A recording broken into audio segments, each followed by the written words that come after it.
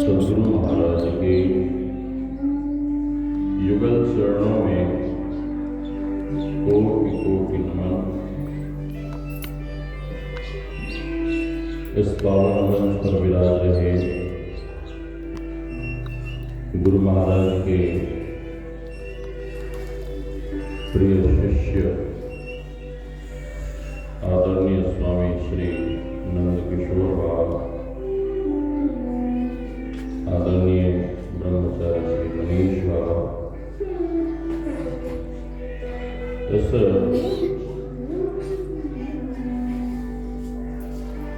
नववर्ष के पावन शुभ अवसर पर पधारे हुए पूज्य गुरुजन, सत्संग प्रेमी महानुभावों, माताओं एवं भक्तिमती बहनों, आप सबों के भीतर विराज रहे परमात्मा स्वरूप आत्मा को हम वंदन करते हैं। श्री राम मैं सब जग जानी, करो प्रणाम जोरि जुग पानी। यही भाव लिए हम आप सत्संग ज्ञान रूपी गंगा में अवगाहन कर अपने तन, मन और अंतःकरण को शुद्ध तथा पवित्र बनावे।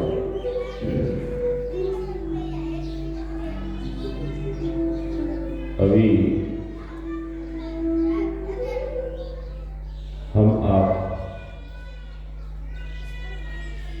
गुरु महाराज द्वारा रचित पावन ग्रंथ सत्संग योग से पाठ श्रवण कर रहे थे।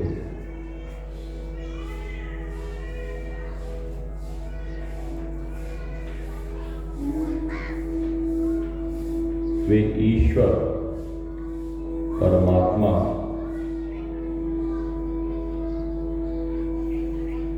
कहाँ हैं, कहाँ रहते हैं, कैसे मिलेंगे। हम आप सुन रहे थे ओम ईशावास्यमिद्गुं सर्वं यत् किंचित जगत्याम जगत तेन त्यक्तेन भुंजीथा मा वृथा कस्य शुद्धनम्। वे परमात्मा सब जगह है, सर्वत्र है, कण कण में है। गुरु महाराज की वाणी में सर्वरूपी हो कहाते, फिर अरूपी हो गए, सूक्ष्मतर मन बुद्धि भू से क्यों गहे जाते नहीं। कि परमात्मा सब जगह है, सर्वत्र समान रूप में व्याप्त है,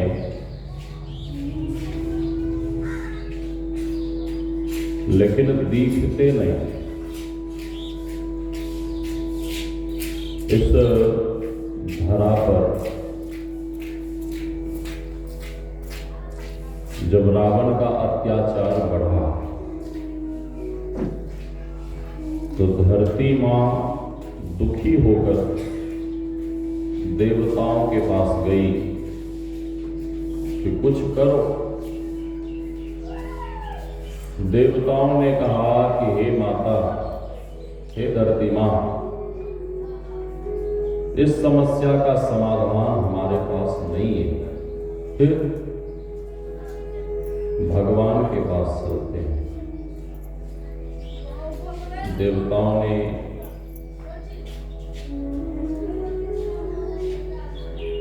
कहा भगवान कहाँ मिलेंगे। एक देवता ने कहा भगवान वैकुंठ में मिलेंगे। उर वैकुंठ जान कहाँ हो कहाँ पय निधि बस प्रभु सो। किसी ने कहा भगवान वैकुंठ में मिलेंगे और किसी ने कहा भगवान क्षीर सागर में मिलेंगे। देवता लोग दोनों जगह खोजने गए लेकिन भगवान नहीं मिले। दोनों जगह घूर घूर के परेशान हो गए, भगवान नहीं मिले।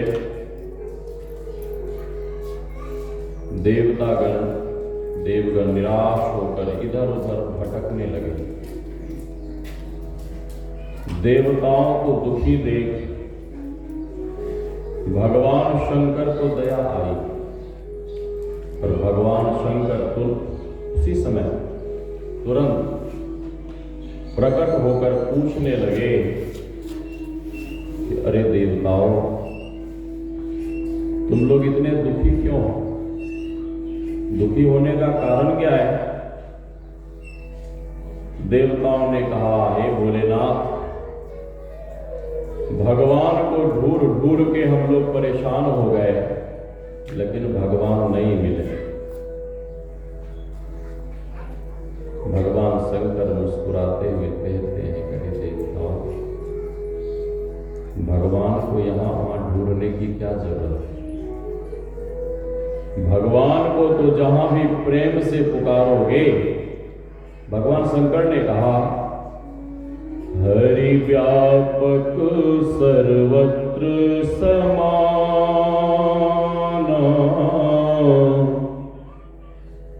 प्रेम ते प्रकट होहि मैं जाना। हरि व्यापक सर्वत्र समाना, प्रेम ते प्रकट होहि मैं जाना। भगवान शंकर कहते हैं अरे देवताओं, भगवान को यहां वहां खोजने की क्या जरूरत है? भगवान शंकर कहते हैं God is everywhere, God is appears out of love, love is God, God is love. एक संत ने कहने की कृपा की है सूर घनेर फिरे कन मांगत, पैपद सूर सो स्वाद कहाँ, करताल मंजीर बजावती है, मीरा मतवारी सी चाह कहाँ, सिया राम कथा कितनों ने लिखी, तुलसी सरसी मर्याद कहाँ, नरसिंह बसे प्रति खंभन में, वह काढ़ी वे को प्रहलाद कहाँ। अनेकों सूरदास हरिद्वार में भगवान का भजन गाते हैं और भीख मांगते हैं। संत कहते हैं भगवान का भजन तो गाते हैं लेकिन सूरदास जी महाराज वाला भाव था। और जब तक सूरदास जी महाराज वाला भाव भीतर में नहीं होगा तब तक भगवान कैसे मिलेंगे? करताल मंजीर बजावती है। यहां भी सामने में मंदिर है ना, माताएं मैंने बैठकर मंदिर में भजन कीर्तन करती हैं, करताल मंजीरा बजाती हैं, लेकिन संत कहते हैं कि मीरा मतवारी सी चाह, मीरा मतवारी जैसी चाह, प्रीति प्रेम कहां? और जब तक मीरा मतवारी जैसी प्रीति प्रेम भीतर में नहीं होगा तो परमात्मा कैसे मिलेगा? मीराबाई के भीतर इतनी चाह, इतनी व्याकुलता, फिर भी भगवान नहीं मिले। लोगों ने इतना दुख दिया, इतना सताया। मीराबाई कहती है कि जो मैं ये जानती प्रीत किए दुख हो, नगर ढिढोरा पीटती प्रीत न करियो कोय, नगर ढिढोरा पीटती प्रीत न करियो कोय। मीराबाई कहती है यदि मैं ये जानती भगवान से प्रेम करने में इतना दुख होता है, ईश्वर परमात्मा से प्रेम करने में, उनकी भक्ति करने में, उनकी आराधना उपासना करने में इतना दुख होता है, तो मैं पूरे नगर में ढिढोरा पीट पीट कर कह देती कि ऐ दुनिया वालों, कोई भी भगवान से प्रेम मत करना। लोगों ने इतना सताया, मीराबाई को इतना कष्ट दिया। मीराबाई अंत में कहने लगी कि हे प्रभु, अब हमसे दुख नहीं सहा जाता, अब हमसे पीड़ा नहीं सही जाती। हे प्रभु, मैं अब आप में समाना चाहती हूं। जैसे ही अधीर होकर, व्याकुल होकर मीराबाई भगवान की मूर्ति के सामने रोने लगी, तो भगवान उसी समय तुरंत उसी मूर्ति में से साक्षात प्रकट हो गए। श्री सद्गुरु भगवान अपना मुखारविंद खोलते हैं और मीराबाई से कहते हैं कि तुम मेरे मुख में समा जाओ। मीराबाई कहती है कि हे प्रभु, समा तो जाऊंगी, लेकिन दुनिया के लोग क्या कहेंगे? दुनिया के लोग यही कहेंगे मीराबाई दुख को सह नहीं पाई और दुख से दुखी होकर कहीं आत्महत्या कर ली। हे प्रभु, दुनिया वालों को कैसे पता लगेगा कि मैं आप में समा गई? कैसे पता लगेगा? भगवान कहते हैं कि इसकी चिंता मत करो। भगवान अपना मुखारविंद खोलते हैं। सदैव मीराबाई भगवान के मुखारविंद में प्रविष्ट कर गई, समा गई, लेकिन साड़ी का जो पल्लू होता है, आंचल, वो भगवान के मुख के बाहर ही रह गया। जब सवेरा हुआ, पुजारी जब पूजा करने गया तो मंदिर में देखता है कि अरे ये क्या, भगवान के मुख में साड़ी। पुजारी निकालने लगा, खींचने लगा, एक हाथ से नहीं निकला तो दोनों हाथ लगाया और पूरी ताकत लगा दी, लेकिन वो साड़ी का पल्लू बाहर नहीं आया। तब लोग समझ गए कि लगता है कि मीरा सदैव भगवान के मुखारविंद में प्रविष्ट हो गई। तो भगवान शंकर कहते हैं कि वे परमात्मा सब जगह हैं, लेकिन जब उन्हें तुम प्रेम से पुकारोगे तो भगवान को जहां भी प्रेम से पुकारोगे भगवान वहीं प्रकट हो जाएंगे। और भगवान भोलेनाथ के कहने पर देवताओं ने प्रेम से पुकारना शुरू किया, और जैसे ही प्रेम से पुकारना शुरू किया भगवान उसी समय तुरंत सभी देवताओं के सामने साक्षात प्रकट हो गए।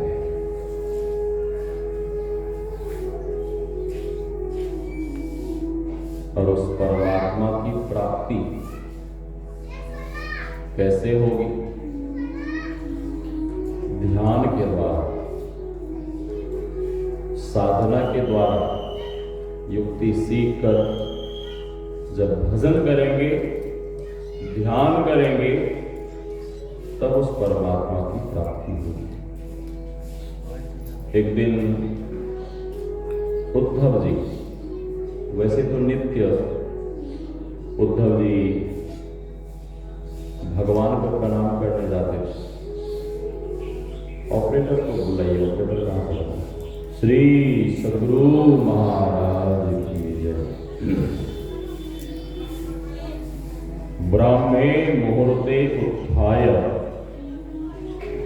वायुर्पस्पृश्य माधवः दध्यो प्रसन्न कर्णम आत्मानः तमसः परम। भगवान श्री कृष्ण नित्य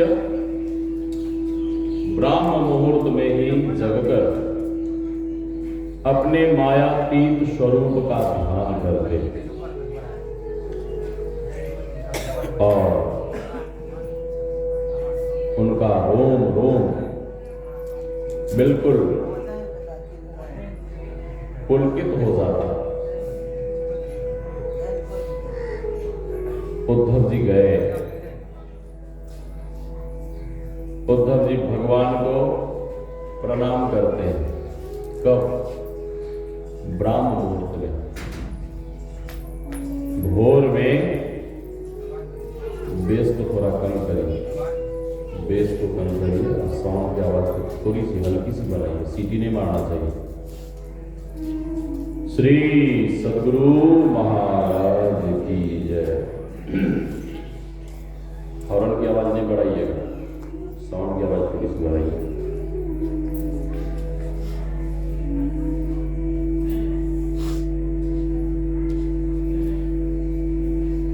भगवान श्री राम भी, ठीक है, छोड़ दीजिए, स्वयं और कम करिए, हल्की सी कम करिए।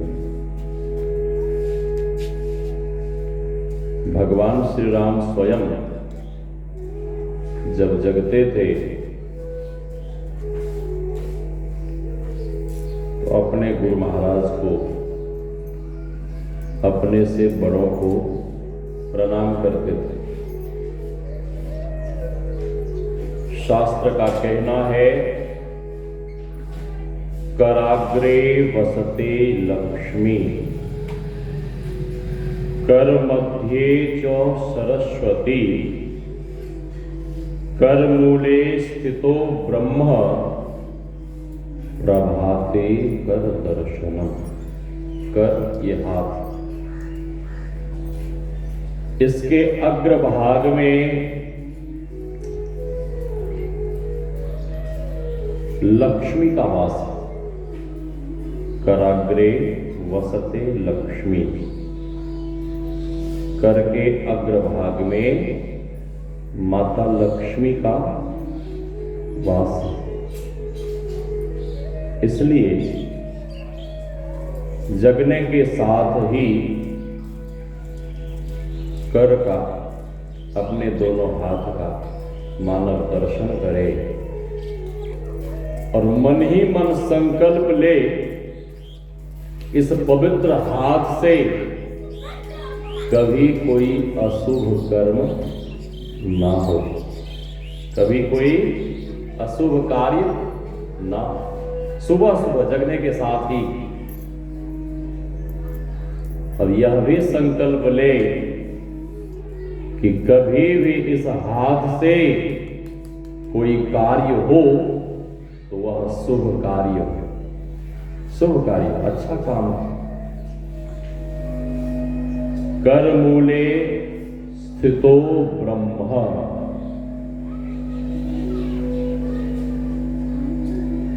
कर मध्य जो सरस्वती, हाथ के मध्य में माता सरस्वती का वास है। कर मूले स्थितो ब्रह्म, हाथ के मूल में परमात्मा का वासा, इसलिए प्रभाते कर दर्शनम, सुबह सुबह जगने के साथ ही मानव अपने दोनों हाथों का दर्शन करे और अपने दोनों हाथों को जोड़कर क्या करे, अपने से बड़ों को प्रणाम करे, क्योंकि स्वयं भगवान करते थे, स्वयं भगवान करते थे। भगवान क्या करते थे? भगवान स्वयं, बाबा तुलसी ने लिखा है, प्रात समय उठ के रघुनाथा, मात पिता गुरु नावही माथा। लेकिन अभी के समय में लोग क्या करते हैं? बिस्तर पर लेटे रहते हैं, बिछावन पर लेटे रहते हैं और लेटे लेटे अपनी देवी जी से क्या कहते हैं कि मेरे लिए एक कप चाय बना देना, मेरे लिए एक कप चाय बना देना बेटी। तो प्रभाते कर दर्शनम नहीं, प्रभाते कप दर्शनम। सुबह सुबह लोग चाय के प्याला, चाय के कप का लोग दर्शन करते हैं। और हम आप जैसा करेंगे तो हम आपके बाल गोपाल भी वैसा ही करेंगे। यद यदाचरति श्रेष्ठ, हम आप जैसा आचरण करेंगे तो हम आपके बाल गोपाल भी वैसा ही आचरण करेंगे। तो सबसे पहले अपने आप को परिवर्तन करना चाहिए, अपने आप में सुधार लाना चाहिए। क्या करना चाहिए? शास्त्र कहता है अभिवादनशीलस्य नित्यं वृद्धोपसेविनः चत्वारि तस्य वर्धन्ते आयुर्विद्या यशोबलम। हम आप जब अपने से बड़ों को प्रणाम करते हैं तो क्या होता है? क्या होता है? संत गरीबदास जी महाराज कहते हैं कि जब हम आप अपने से बड़ों को प्रणाम करते हैं, नमन करते हैं, तो गरीबदास जी महाराज कहते हैं एक यज्ञ है धर्म की, दूजी यज्ञ है ध्यान, चौथी यज्ञ है, तीजी यज्ञ है हवन की, चौथी यज्ञ प्रणाम। हम आपने देखा होगा एक अश्वमेध यज्ञ होता है, उसमें लाखों रुपए खर्च होते हैं, यज्ञ कराने में लाखों रुपए खर्च होते हैं। लेकिन हम आप जब किन्हीं को प्रणाम करते हैं, किसी को नमन करते हैं, तो क्या उसमें रुपया पैसा खर्च होता है? नहीं, बिल्कुल नहीं। केवल मन में भाव आया, विचार आया और अपने से बड़ों को प्रणाम कर लेते हैं। लेकिन संत गरीबदास जी महाराज कहते हैं कि जैसे ही हम आप किन्हीं को प्रणाम करते हैं, केवल हाथ जोड़े और शीश नवाए, चरण वंदन किए, तो केवल प्रणाम करने से हम आपको एक अश्वमेध यज्ञ का फल प्राप्त हो जाता है, केवल प्रणाम करने से। इसलिए प्रातः जगने के साथ ही हम आप अपने बच्चों को संस्कार दें कि जगने के साथ ही वो अपने से बड़ों को प्रणाम करें। एक दिन भगवान श्री राम गुरु महाराज को प्रणाम करने गए।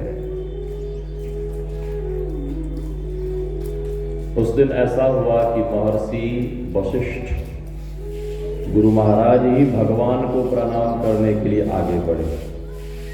गुरु महाराज तो भगवान श्री राम कहते हैं कि हे गुरुदेव, ये उल्टी गंगा क्यों बहा रहे हैं?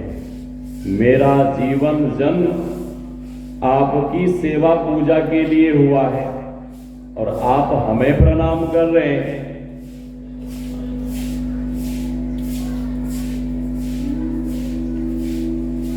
गुरुदेव कहते हैं कि हे राम, तुम भगवान हो, इसलिए हमें प्रणाम करने दो। भगवान कहते हैं कि गुरुदेव,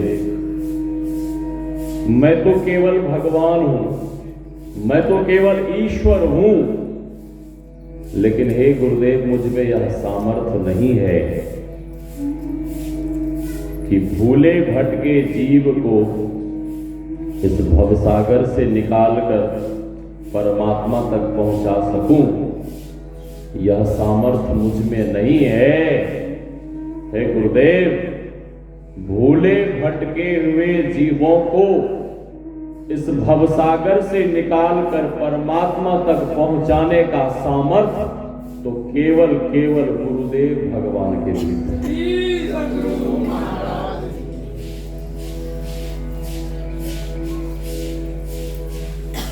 ऑपरेटर को बोली यहां बैठने के लिए, वो लड़का भाग जाता है, तो बोली यहां बैठने के लिए।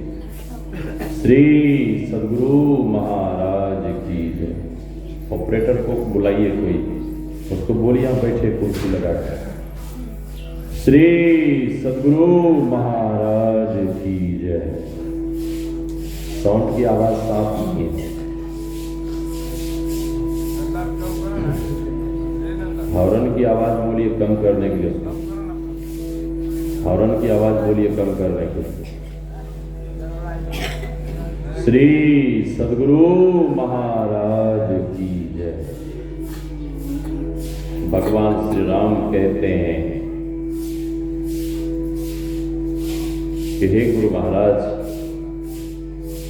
मैं तो केवल भगवान हूं, मैं तो केवल भगवान हूं, मैं तो केवल ईश्वर हूं, लेकिन मुझ में यह सामर्थ्य नहीं है कि मैं भूले भटके हुए जीव को परम धाम तक पहुंचा सकूं। यह सामर्थ्य तो केवल आप में है।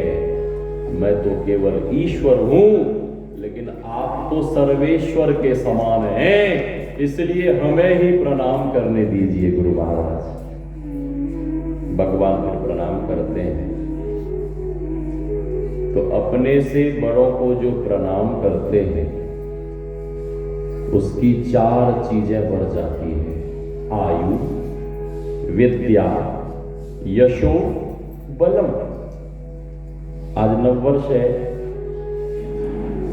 तो अपने बच्चों को यह संस्कार दीजिए, अपने बच्चों को यह शिक्षा दीजिए।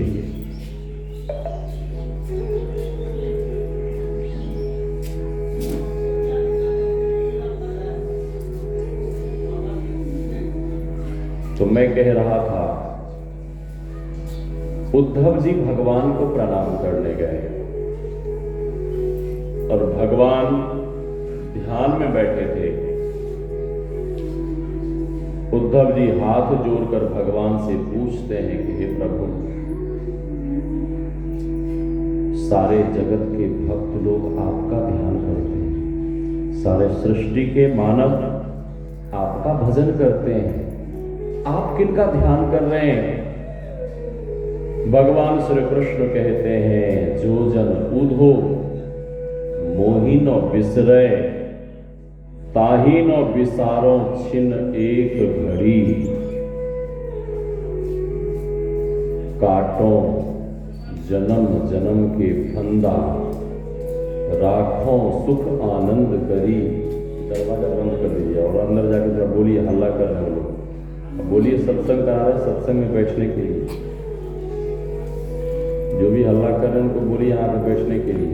श्री सद्गुरु महाराज की जय।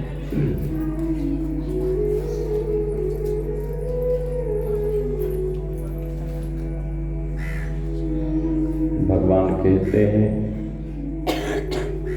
उद्धव जी, जो मोहि भजे भजो में वाको। और इतना ही नहीं, काटो जन्म जन्म के फंदा। महाभारत का युद्ध समाप्त हो गया था। अर्जुन कहता है कि हे प्रभु, मैंने कुरुक्षेत्र के रणभूमि में सबको धराशाही कर दिया, मार डाला। यहां तक कि बड़े बड़े वृक्ष जलकर राख हो गए, पशु पक्षी तक नहीं बचे। भगवान समझ गए कि अर्जुन को अहंकार हो गया है। भगवान कहते हैं कि हे पार्थ, हमें घूमने की इच्छा है। ठीक है प्रभु, चलिए। रथ तैयार करता है। नित्य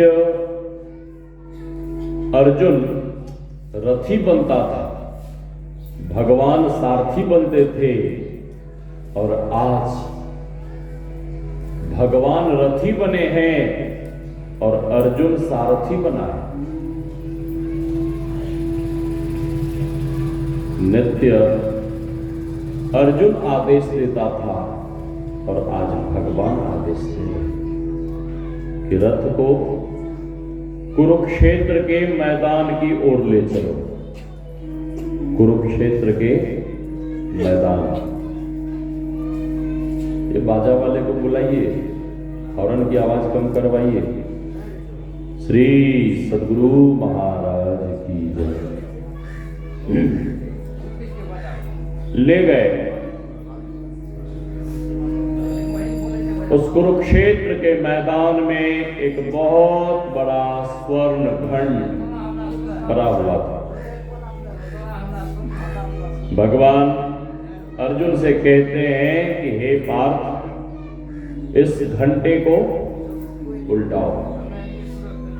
अर्जुन के हाथ में बहुत बड़ा चाबुक, रथ हाँकने वाला, जोर से मारा, और जैसे ही जोर से मारा, चाबुक की रस्सी घंटे से लिपट गई और जोर से खींचता है, घंटा उल्टा। जैसे ही घंटा उल्टा तो अर्जुन की आंखें खुली की खुली रह गई और अर्जुन हाथ जोड़कर भगवान से पूछने लगा कि हे प्रभु, मैं तो यह समझ रहा था कि इस कुरुक्षेत्र के मैदान में कोई नहीं बचे। इस चिड़िया के शावक, इस चिड़िया के बच्चे की रक्षा किसने की? इस चिड़िया के बच्चे को किसने बचाया? भगवान मुस्कुराते हुए कहते हैं कि हे पार्थ, इस कुरुक्षेत्र के मैदान में लाखों योद्धा, रथी महारथियों से जिसने तुम्हारी रक्षा की, जिसने तुम्हें बचाया। भगवान कहते हैं कि जिसने तुम्हें बचाया, जिसने तुम्हारी रक्षा की, उसी ने सीरिया के बच्चे की भी रक्षा की।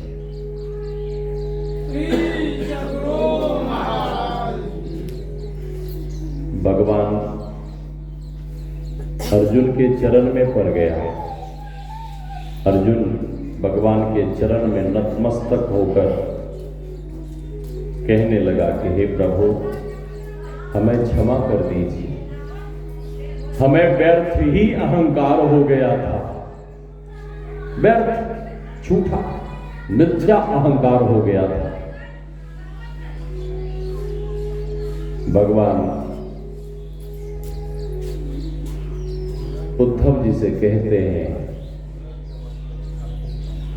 जो मोहि भजे भजों में वाको, जो मेरा भजन करता है, जो मेरा ध्यान करता है, मैं उसका भजन करता हूं, मैं उसका ध्यान करता हूं। एक दिन भगवान श्री कृष्ण अपने महल के छत के ऊपर खड़े होकर ब्रज की ओर देखते हुए भगवान रो रहे थे। भगवान रो रहे थे। उद्धव जी भगवान से पूछते हैं कि हे उद्धव प्रभु,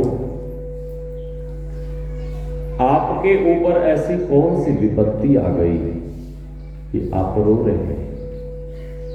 ऐसा क्या दुख हो गया आपको, आप रो रहे प्रभु? भगवान बिल्कुल अधीर होकर रो रहे थे। भगवान श्री कृष्ण कहते हैं,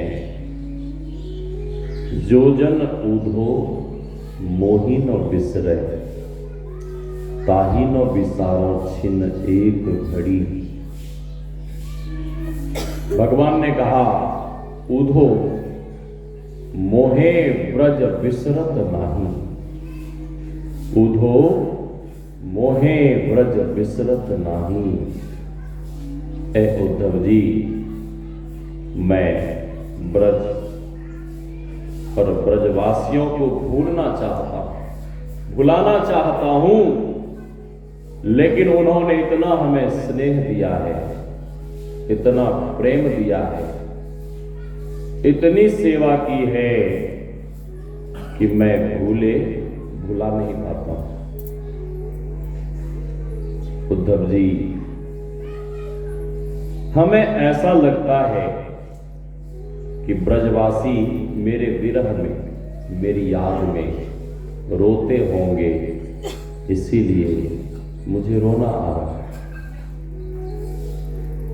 आपको किन्हीं से बहुत अधिक स्नेह है, पुत्र से, मित्र से, किसी से भी जिनसे अधिक स्नेह होता है, और वो चाहे कहीं दूर देश परदेश में हो और आपको याद कर वो रो रहा है, तो आपको भी यहां बैठे बैठे रोना आ जाएगा। आपको समझ में नहीं आएगा कि हमें रोना क्यों आ रहा है, समझ में नहीं आएगा, लेकिन बाद में जब बातें होती है तो आपका मित्र कहता है, करे हम आपको याद कर बहुत रो रहे थे, तब आप कहेंगे कि मैं भी आपको याद कर रो रहा हूं। ऐसा होता है, जिससे बहुत लगाव, घनिष्ठता, प्रेम, स्नेह, प्रीति। उद्धव जी कहते हैं कि प्रभु ऐसी बात है तो आप आदेश दीजिए, मैं अभी जाता हूं, ब्रजवासियों को ब्रह्म ज्ञान दे के आता हूं, ब्रह्म ज्ञान की शिक्षा, फिर उनका रोना धोना छूट जाए। भगवान हाथ जोड़कर कहते हैं कि आपकी बड़ी कृपा हो। उद्धव जी को भी अहंकार था अपने ज्ञान का। भगवान कहते हैं, ठीक है, आप ब्रज को प्रस्थान करिए। अपने रथ पर भगवान बिठा देते हैं, अपना पीतांबर ओढ़ा देते हैं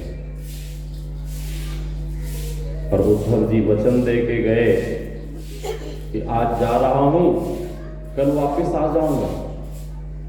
ठीक है। संध्या के समय गोधूली बेला, गोधूली बेला जिस समय गैया खेत से चर के घर आती, उस समय उद्धव जी पहुंचे। संध्या होने के कारण एक बार ब्रजवासी को भी धोखा हो गया कि लगता है कि मेरा कृष्ण आ गया, लेकिन जैसे ही ब्रजवासी पास पहुंचे तो ब्रजवासियों ने देखा कि नहीं, ये कृष्ण नहीं है, ये तो कृष्ण का भेजा हुआ कोई सखा है, कृष्ण का भेजा हुआ कोई मित्र है। उद्धव जी ब्रजवासियों से पूछते हैं कि ऐ ब्रजवासियों, नंद बाबा और यशोदा मैया का महल किधर है? नंद बाबा, यशोदा मैया का महल किधर है? जैसे ही उद्धव जी ने पूछा तो ब्रजवासी की आंखों में आंसू आ गए और ब्रजवासियों ने कहा, उद्धव जी, जब से श्री कृष्ण ब्रज को छोड़कर गया, तब से किसी भी नए यात्री को, अतिथियों को नंद बाबा और यशोदा मैया के महल का पता नहीं पूछना पड़ता। ब्रजवासियों ने कहा, उद्धव जी, इस नदी में जल देख रहे हो? हाँ, इसके किनारे किनारे चले जाओ। इस नदी का जहां अंत होगा, समझ लेना कि वही नंद बाबा और यशोदा मैया का महल है। उद्धव जी को आश्चर्य हुआ, उद्धव जी को हैरानी हुई। उद्धव जी ने पूछा, इस नदी की विशेषता क्या है? इस नदी की विशेषता क्या है? ब्रजवासियों ने कहा, उद्धव जी, इस नदी में जो आप जल देख रहे हैं वो कोई साधारण जल नहीं है। उद्धव जी, इस नदी में जो आप जल देख रहे हैं ये तो नंद बाबा और यशोदा मैया का प्रेमाश्रु जल है। सुनते ही उद्धव जी के नेत्र सजल हो गए, उद्धव जी की आंखों में आंसू आ गए और उद्धव जी मन ही मन कहने लगे कि क्या कोई मानव अपनों के लिए इतना रो सकता है? इतना रो सकता है? उद्धव जी वहां से आगे बढ़ते हैं और ग्वाल बाल सखाओं ने हल्ला गुल्ला शुरू किया। ग्वाल बालों को भी लगा मेरा कन्हैया आ गया, हल्ला गुल्ला शुरू किया। हाथी घोड़ा पालकी, जय कन्हैया लाल की। नंद बाबा को लगा कि कहीं मेरा कन्हैया तो नहीं आ गया। नंद बाबा, यशोदा मैया भगवान के विरह में इतने रोए थे, इतने रोए थे कि उनकी नेत्र ज्योति कमजोर हो गई थी।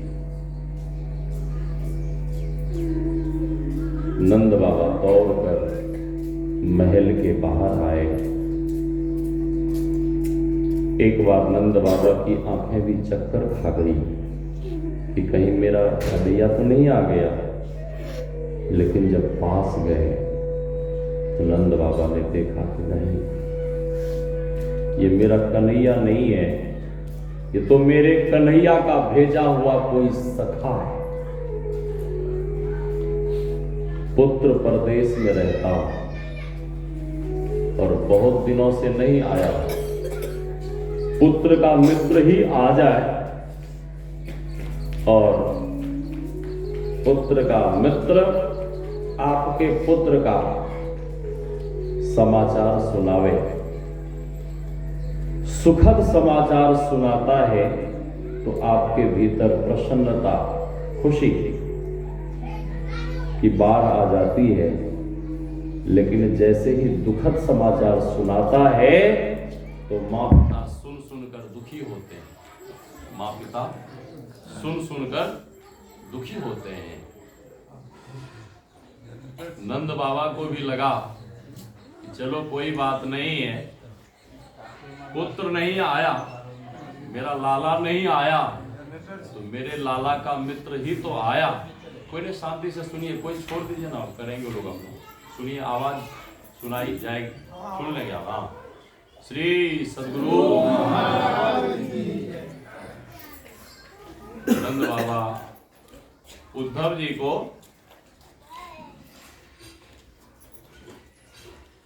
अंदर महल में ले गए और महल में जब ले गए यथोचित स्वागत सम्मान। भारत की ये परंपरा है, ऋषियों ने ये परंपरा दी है कि जब भी कोई अतिथि आवे, अतिथि देवो भव, आचार्य देवो भव, मातृदेवो भव, जब भी कोई अतिथि आवे तो सीधे उससे प्रश्न मत कीजिए कि आप किस लिए आए हैं, किस काम से आए हैं, क्यों आए हैं, ये मत पूछिए। सबसे पहले अतिथि को बैठने के लिए आसन दीजिए, जल दीजिए, जलपान कराइए, भोजन कराइए और भोजन के बाद विश्राम, और विश्राम से जब अतिथि देवता उठे तब उनसे पूछिए कि हाँ कैसे आना हुआ, तब पूछिए, ऐसे नहीं, डायरेक्ट नहीं। ये भारत की परंपरा है। संध्या का समय था, उद्धव जी तो भोजन कराते हैं। भोजन के बाद नंद बाबा और यशोदा मैया दोनों उद्धव जी को घेर कर बैठ गए और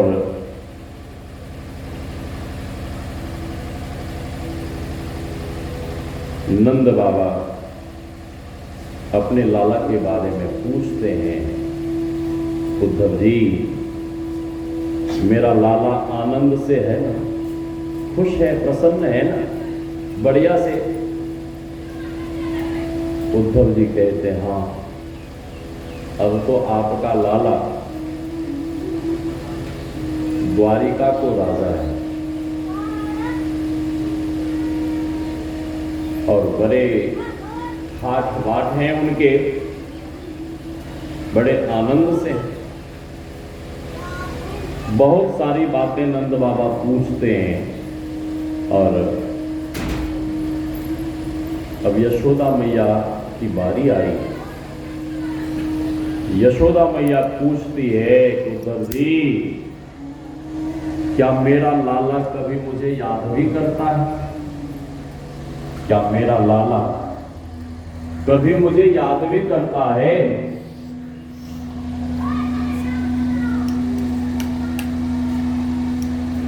उद्धव जी कहते हैं कि भैया तुम कैसी बात कर रही हो, तुम याद करने की बात कर रही हो?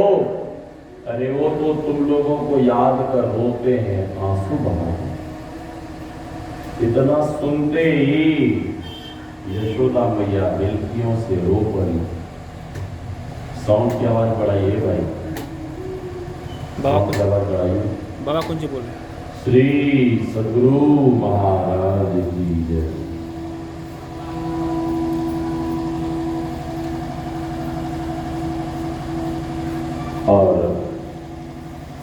श्री कृष्ण की चर्चा करते बॉल करते भी चलेगी बॉल नहीं चलेगी श्री कृष्ण की चर्चा करते करते जलवा दीजिए थोड़ा वही सारी रात रबर बीत चलाइए गई। सारी रात बीत गई, भोर हो गया। चलाइए चिड़ियों के चहकने की आवाज आने लगी। नंद बाबा को लगा कि भोर हो गया और समय का किसी को पता तक नहीं लगा। सारी रात बीत गई। भगवान की चर्चा करते करते सारी रात बीत गई, उस समय का पता नहीं लगा। ये सच्ची प्रीति है, ये सच्चा प्रेम है। लेकिन हम आप जब स्तुति प्रार्थना करने बैठते हैं, ध्यान करने बैठ तो समय देखते हैं कि 10 बज गए, 11 बज गए, 1 घंटा होने वाला है।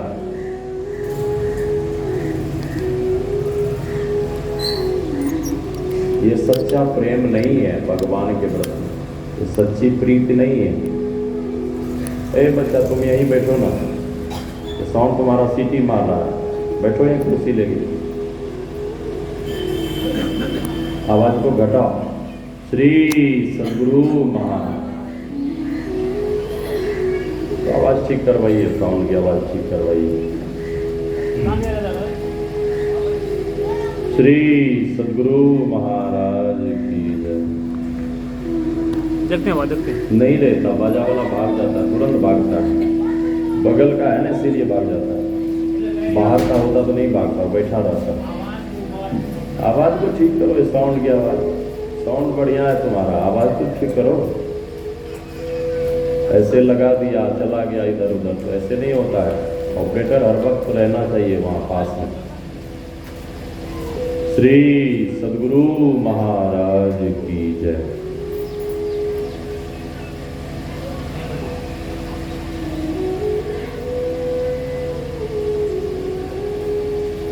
नित्य क्रिया से सभी लोग निवृत्त हुए। उद्धव जी नंद बाबा से कहते हैं कि बाबा अब मुझे आदेश दो, मुझे गोपियों से मिलना है, ब्रजवासियों से मिलना है, श्री जी से मिलना है। उद्धव जी जब जाने लगे तो नंद बाबा ने कहा कि मेरा लाला परसों कह के गया था, वर्षों बाद भी हमें देखने नहीं आया। मेरे लाला से कह देना कि अब अधिक प्रतीक्षा नहीं कर पाऊंगा। जब से भगवान ब्रज को छोड़कर गए, तब से नंद बाबा यशोदा मैया ने सब कुछ का त्याग कर दिया। अपने शरीर में प्राण को